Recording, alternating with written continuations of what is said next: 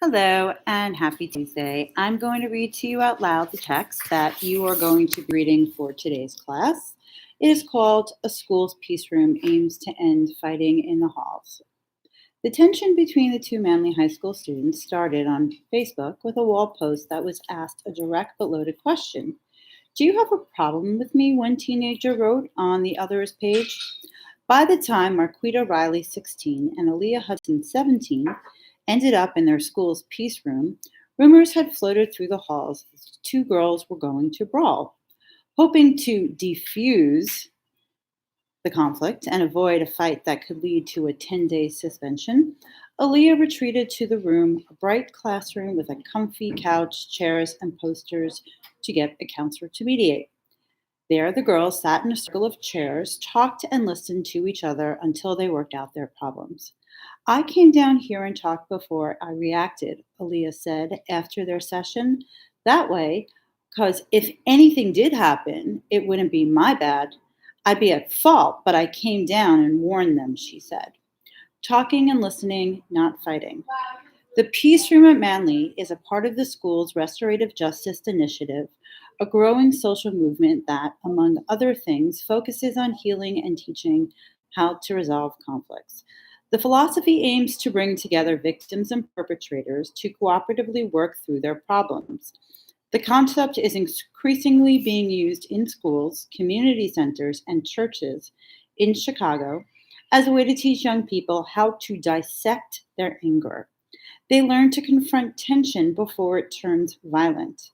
It is also being used as an alternative to punitive measures like suspensions and arrests, which can lead to more trouble for hurting communities. The idea is when harm happens or someone misbehaves, there needs to be a process of restoration in order for the community to move forward, said Ilana Zaffron of Emoja Student Development. Emoja runs restorative justice programs in Chicago schools. City authorities are grappling with shootings and killings among youths. Activists, ministers, and educators are turning to restorative justice to thwart the unrest. They say the approach diffuses violence by instilling a value system and culture that eventually shows positive effects. The concept forces all sides in a disagreement to communicate and understand one another instead of resorting to violence. There may still be punishment for wrongdoing, but restorative justice emphasizes identifying hurt and thinking of ways to fix it. The assumption is if you are a teenager, you know everything about how to act and behave, Zaffron said. But that's not true. This idea of restoration is not something even adults do well because it can be messy and complicated and involves vulnerability that is just hard. Worth a try to prevent violence. But while principles of restorative justice are theoretically ideal, supporters admit that they are complicated to enact. It is also difficult to measure the success of such work. Still, restorative justice is a tactic worth trying, expert says.